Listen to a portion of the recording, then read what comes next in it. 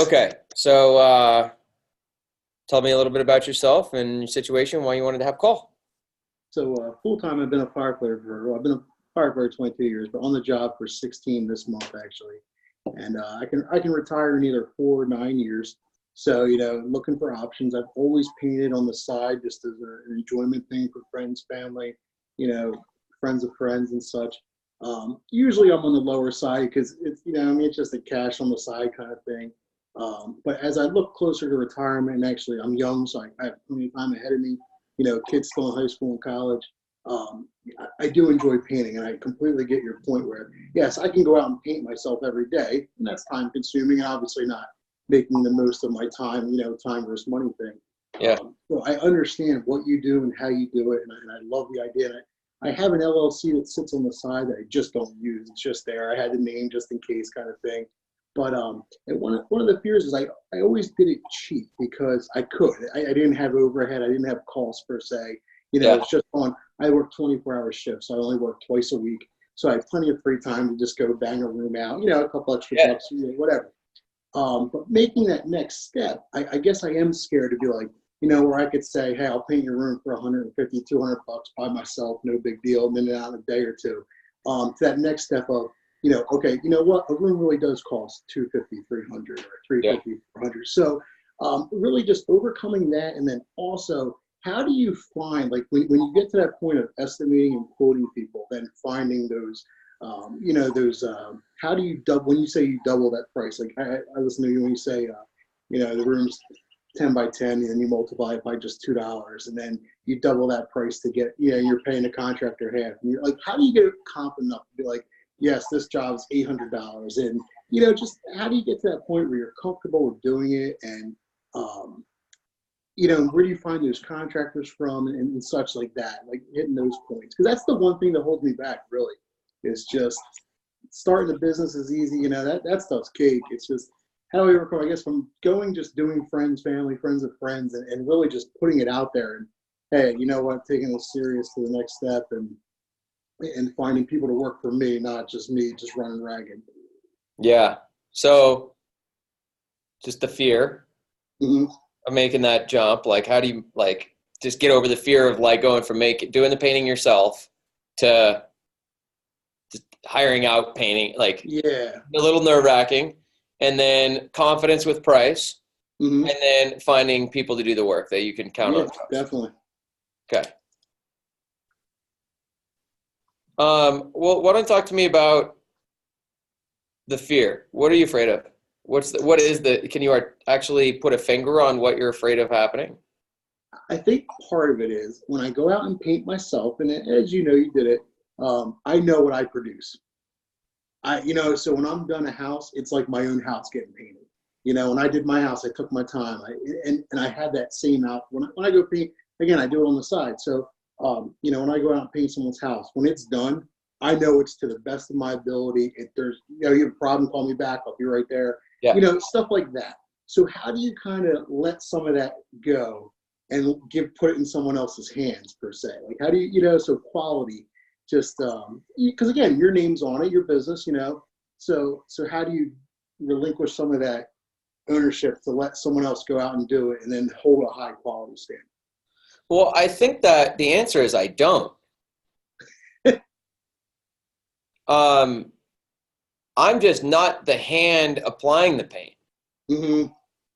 But I think I probably stand behind it more than anybody. Okay. I mean, look, we have clients call us who painted with us maybe 5 or 6 years ago, and they found a touch-up, and we'll go fix it. Yeah. I've never had a client call and ask for some work to fix previous work, whether it's within the warranty period or not, whether it qualifies for warranty or not.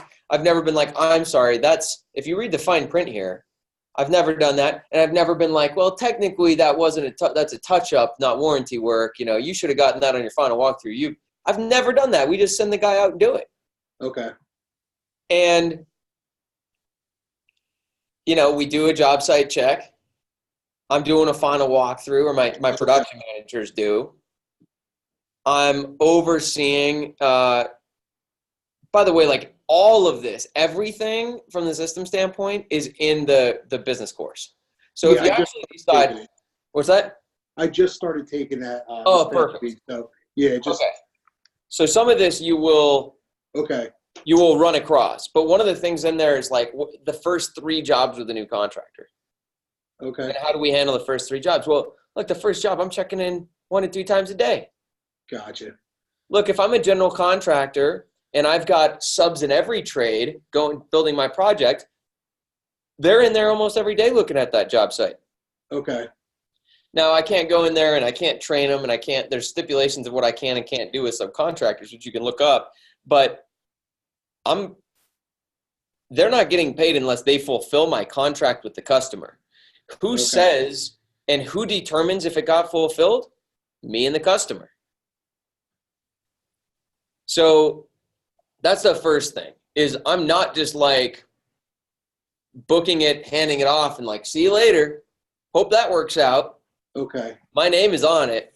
And look, you can just look at our reviews, Foothills Painting in Fort Collins. Got 143 Google reviews. I think the next highest review company's got 90 something. But then we've also got another couple hundred reviews on other sites. Okay. Advisor and Yelp and our other Google listings and BBB and Thumbtack and Porch and all this stuff. Gotcha. So it's my name on the line, and it's in the best interest of the subcontractor as well, because see, the way I look at it is, if I want the best people working for me, there's no shortcuts. I got to provide the best opportunity. Okay. And when I provide a great opportunity, because I'm charging more money, I'm more organized, I'm more on top of my shit, and I've got tons of work, I can provide a better opportunity to subcontractors than the next guy can. Now, when I'm providing the best opportunity, I also get the best subs and painters. And when I have the best subs and painters, I can deliver the best work to my clients. And so this also kind of answers your question about price and how I can have confidence in charging a higher price. One of those reasons is because I can deliver a better product. Okay. I can craft a better experience. We have a full-time color consultant. There's not another company in town that has that. Gotcha. An in-house color consultant, where he goes out and he meets with clients and he helps them pick out their colors, and he does samples, and he does another consult if he needs to. And we've got that as a full-time service. Wow. We also back up our work. We also, look, I just had a client today with a $1,200 garage door we need to replace because it got dented, because the subcontractor didn't cut open the garage after he sprayed it. And then the garage door opened and it created a dent in a panel. These panels are discontinued. You can't replace just the panel. You got to replace the whole garage door. But we found out from the garage door guy that the customer had reinstalled something on his garage door that actually is the thing that caused the dent. It was actually on the homeowner. And this is a $1,200 fix. We're just going to pay for that. So it's this level of customer service that I can provide because I'm charging more. So it's not about price, it's about value. And I want to be working with the clients who care about value, who don't, because look, the people who want a cheap price, do you think they don't also want a great paint job? Yeah, true.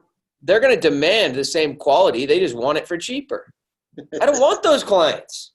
Gotcha. I want clients who are like, and it's also my job to deliver an amazing sales process so I can justify my price and all that. So that's one thing. So did I answer, how do I know that I've delivered a good job? Yeah. Okay. So we've kind of handled that. Now, to talk about this confidence with price, one reason I have confidence in my price is because I've been in business long enough and got my ass kicked long enough that I know that I need to charge that price, period. Like, that's what it costs. Like, if I charge less than that, I'm not making enough money for what I do. Stuff goes wrong, people are expensive, problems happen, and what happens is when I get squeezed, who do you think gets screwed? Gotcha. The client does. And you think that doesn't happen with people who go and knock money off? That's what I tell people. If they say, can you bring this price down? I say, well, I could. I don't like to, because if we feel like we're really tight on the budget, I don't want my guys feeling like they need to rush or put on a light coat of paint because the budget's tight. So I could, but I can tell you, David, this is what it takes to deliver the job we talked about. And that guy over there who's doing it for $1,000 less than me, I have no idea how he's doing it for $1,000 less. And honestly, David, if you are just as comfortable with him as you are with me, and you think he's going to deliver the same job, I would recommend saving the $1,000 and taking advantage of that deal he's giving you. Gotcha. And you know what a customer hears when I tell them that? Shit, there is probably something he's not doing. And we get the job. And I'm not using that as a tactic. I'm honest with them. I'm like, dude, literally, like, I know this is what it cost me to deliver the job we talked about. I stand behind my stuff. This is what it's going to take. If that guy says he'll do it for $1,000 and you think he's like as legitimate as I am, yeah, you should save the money for you. Like, rock on. And I mean that, you know, and that's part of it. That's a whole other topic about sales. But if I'm willing to give my client advice that would lose me the sale, I will sell more than anybody else out there, because people buy on trust, not on anything else. It's all trust. True. So I've got my ass kicked enough that it's not about confidence in my price. Now look, I'll also say that when I first started, I wasn't charging 50% margin. I wasn't, you know, if I had to pay out $1,700, I wasn't charging 34. Okay. Because I couldn't, you know, I'm like, oh, that just smells bad. You know, I feel dirty. You know, like, I'm overcharging this person. Like, I shouldn't get $1,700 for signing this like check. So I would bring the price down. Now, I'm not saying people should do that, but you totally can. Okay. But before you start scaling your business, you need to get to 50-50. Gotcha. Because if you bring in production managers and you're at 60-60 to the sub, taking money away, psychologically, it's going to mess with their head.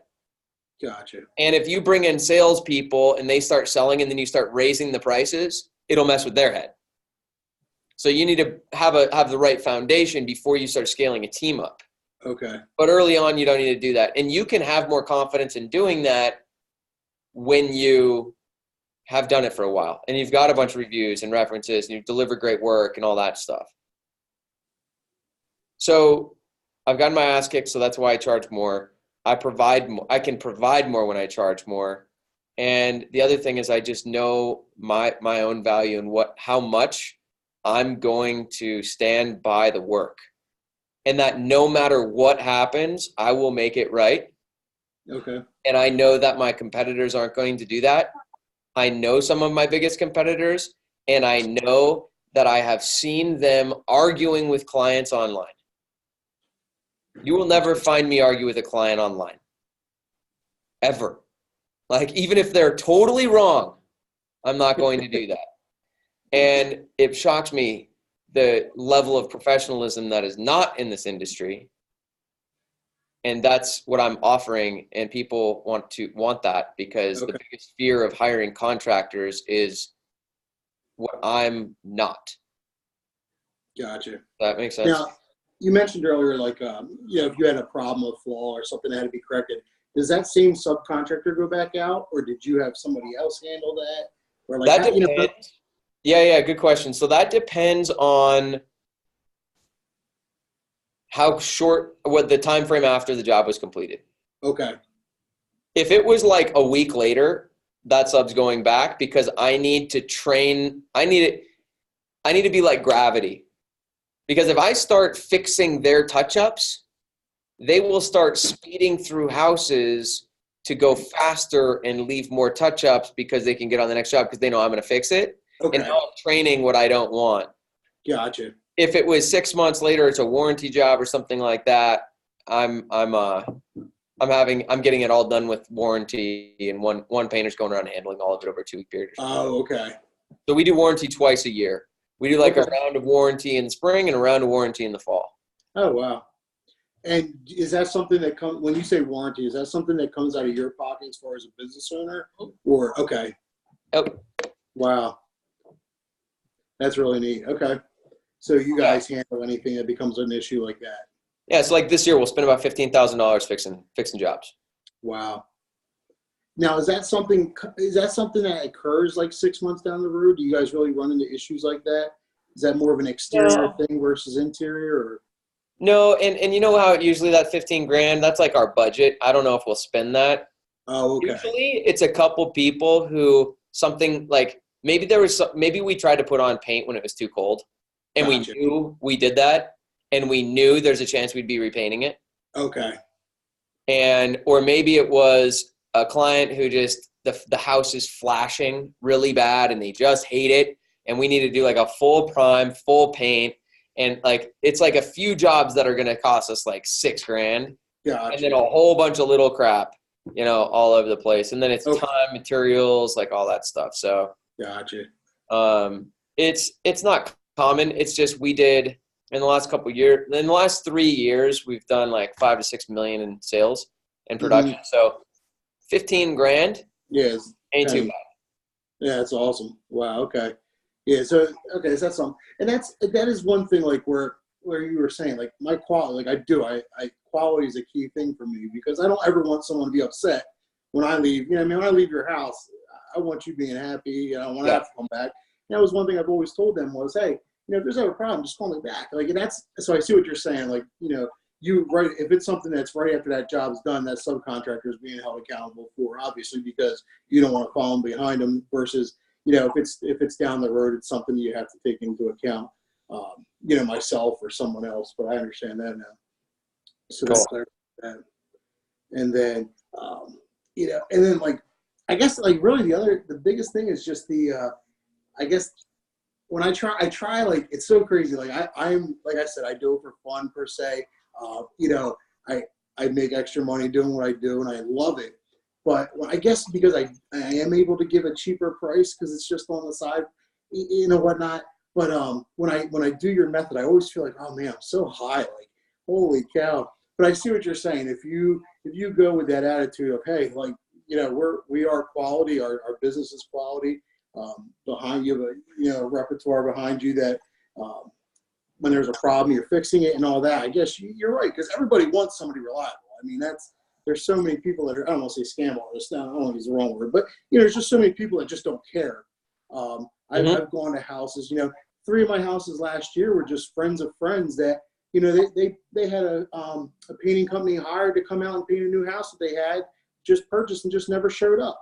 And then, a friend of a friend's like, hey, I have a friend waiting on 2 different painters that never showed up. I'll go and I'll paint the house, And when they tell me, I'm like, holy cow, that's crazy. Like people just don't show up. Like, and then I'm in there by myself doing my thing. But and it's so true. Like people just want somebody to do the job correctly. And that's, that's one thing I hold myself to. So that's awesome.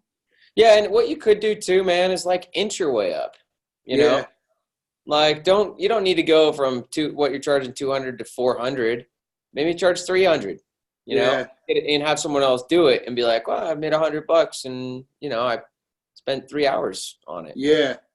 And then like, oh, maybe that's not. And then what's going to happen though is over time, you're going to start being like, okay, this shit ain't worth my time, quite honestly. Right. And you'll be like, I can't make $100 to have someone else paint a room. Now I'm not doing the painting anymore. I got to get someone else to do that. And then you're going to have a job, where you're like, you're being this generous guy. And then you're going to have a job where something goes wrong and you just get your ass handed to you and you lose a bunch of money. And you're like, wow, that basically wiped out my profit for the last 4 jobs. Yep.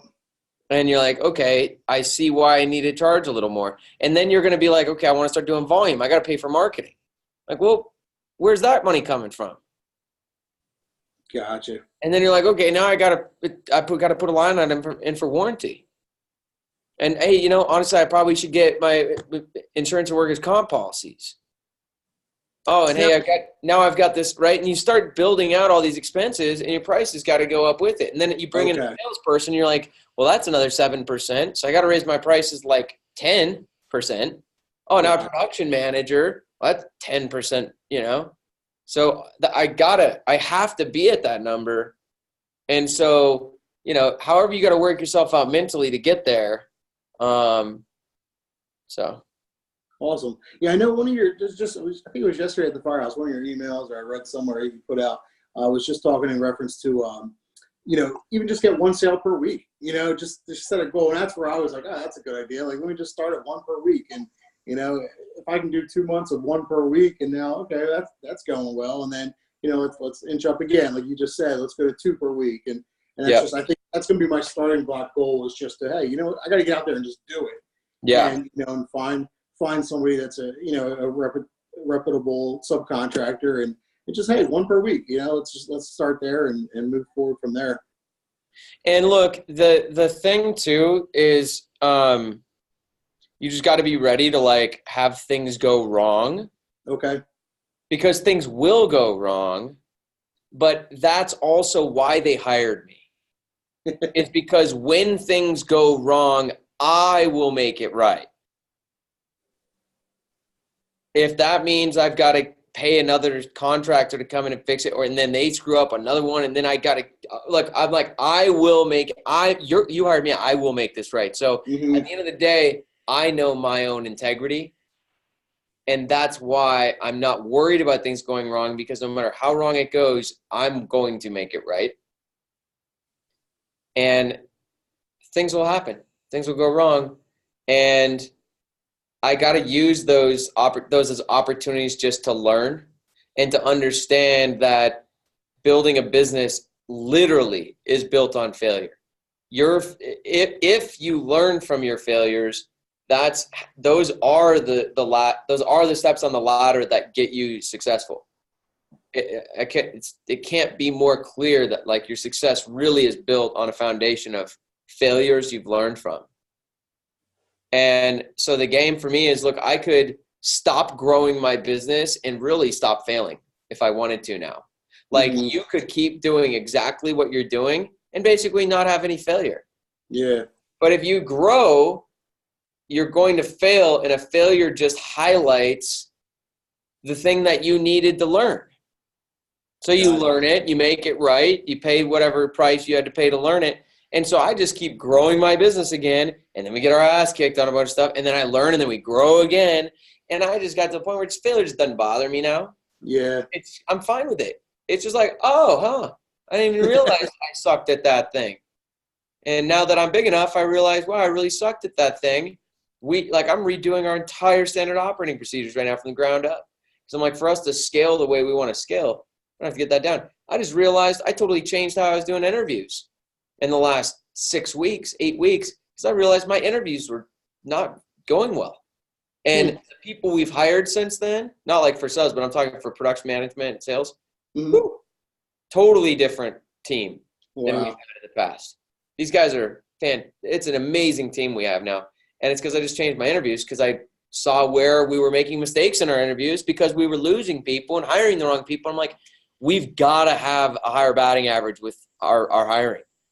This is slowing us down way too much. And then I'm revamping the system, so we need to train these guys better. And just, that I didn't know to do that, or I would have done it. I know because I got my ass kicked, and then I'm like, what's going on? Okay, yeah, we got to change these things. So it just never ends as long as you want to grow. Yeah. And it's worth it, because failure is not a big deal. It's just, hey, something didn't go the way I wanted. I should probably learn from that and try again. Definitely. It's like if you're playing a video game and you like keep dying on the last boss, you don't like just be like, I quit. You're like, no, you just, okay, don't jump in the fire. Yeah, don't do that. Okay, start over. You just keep playing again, and you just get a little further every time. And then you get your ass kicked here again, and you learn that lesson again. Okay, and then you get a little further, and you just keep going. So you just got to be prepared for that. You got to pay your dues in years 1 and 2, so that by year 3, you're like, okay, I know how to make $4 or $5 grand a week now. Okay. In profit. Wow. Year 3 and beyond is like where you're like, okay, cool, I can actually make money out of thin air now. Awesome. So you mentioned earlier, just obviously the end all goal before true growth happens is 50-50. What you're paying out. What would you say would be the low side? Like, where should you not go lower than, if you were to put a percentage out there? 70, I would be. I don't like that. I don't like it because marketing could be 10, and 20% is not that great. Okay. 65, 60. Okay. The only reason I would want to be at 70 is because I've also lowered my price. Gotcha. So I can start out, like if it's normally 3,000 and I pay 1,500 is the goal. I could pay $16.50 and charge $27. You follow me? Okay. I can overpay to find better subs and less risk, and I can lower my price to compete a little more, and then wiggle my way on both sides to 3,000, 1,500. Okay. Gotcha. Awesome. That's Yeah, good. it definitely clarifies it. And I think that was the one thing I was just getting stuck on was, you know, at what point, like, where do I start off? Where's a good, you know, percentage? Where's a good cost? Because I think it was just fear. It was just fear of saying that higher price. Yeah. Yeah. So, yeah, man. So I think everything you're going to go through the course, man, is going to like really Yeah, I shift look forward to it. perspective on things more as well. And yeah, dude, it's a great opportunity. Where are you located, by the way? New Jersey, South New Jersey, right outside of Philly. Okay, so you got plenty of South Philly. Yeah, right outside of Philadelphia. We're like half hour from Philadelphia.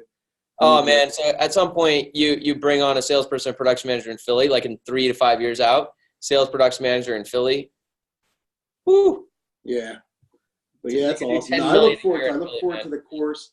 I've been, you know, again putting that off. I'm like, oh, you know, and I was like, you know what, I gotta eventually do it. So yeah. I've been going through, you know, I just started, I think your second one about, you know, registering, because I watched your video about, you know, my original LLC's name was too fine-tuned. So now it's like more of a region-based and, Nice. you know, so I've been changing that kind of stuff already. So Awesome. yeah.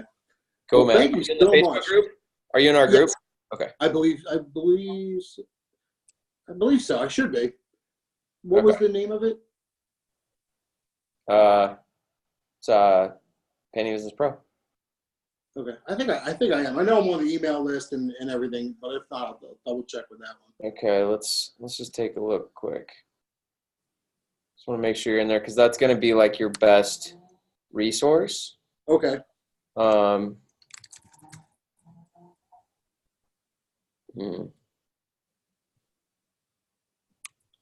here I'll shoot you. So just go to facebook.com/groups Okay. /PBP membership.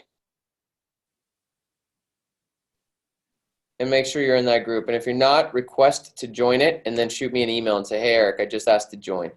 I literally have like 1,049 pending requests right now to join the group. Oh my gosh. So, and I only let people in who are members. Okay. But there's like 550 members in there. It's an awesome group. Awesome. Yeah. Awesome. Yeah, I'll do that this evening. Not a problem. Okay, cool. If you're not sure, just if you're not sure, just shoot me an email and I'll get you the link, okay? No problem. I will get into that then. Cool. Well, thank you so much for your time. I appreciate your phone call. And, absolutely. I definitely look forward to getting this going. Thank you for everything you guys do. Definitely appreciate that also, man. It's been great just watching the videos and just learning. Because again, you know, just doing it on my own. So it's been a good mentorship as far as just being able to watch that kind of stuff.